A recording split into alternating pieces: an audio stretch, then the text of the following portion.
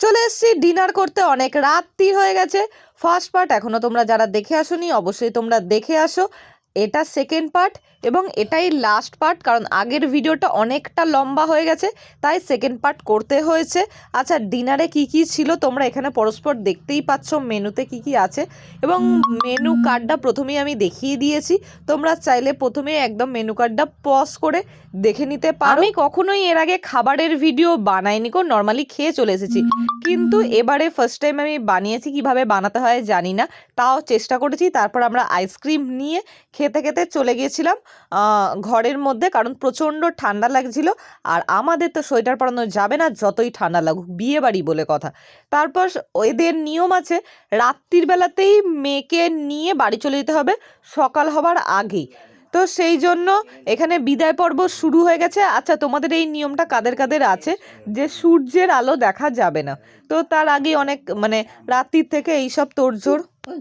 বিয়ে মানেই সবটা আনন্দের হলেও দুঃখের পর্ব থাকে এই হচ্ছে বিদায়ের বেলাতে। আমার একটুও ভালো লাগছিল না এবং এই চাল দেওয়ার নিয়মটাকে আমি আগে অন্য কিছু ভাবতাম, কিন্তু এখন জানি এটাকে লক্ষ্মী দান বলে।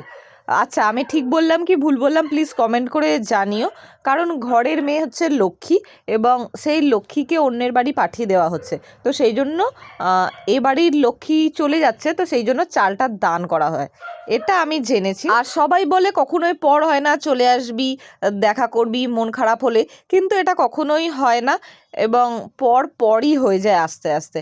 এবং এটা তাকে বোঝানো হয় যেটা তার বাপের বাড়ি, এটা শ্বশুর বাড়ি, এইরকম নিয়ম নীতি চলতে থাকে।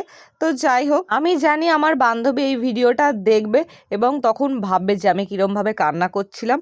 আর রিসেপশানে আমি যেতে পারিনি, তার জন্য দুঃখিত, কারণ আমার পরের দিনই সকালবেলা রেডি হয়ে আমি চলে গেছিলাম আর একটা বিয়ে বাড়িতে। পরস্পর বিয়ে বাড়ি ছিল, এবার সেই জন্য এদিকে রিসেপশানটা মিস করে গেছি। হ্যাঁ, ওই বিয়ে বাড়িটাতে অবশ্যই বিয়ে বাড়ি রিসেপশান সবই কাটিয়েছি, কিন্তু সেটা অনেকটা দূরে ছিল, তাই সেদিনই সকালবেলা চলে যেতে হয়েছিল। তো ওই জন্য রিসেপশানটা একদম মিস করে গেছি।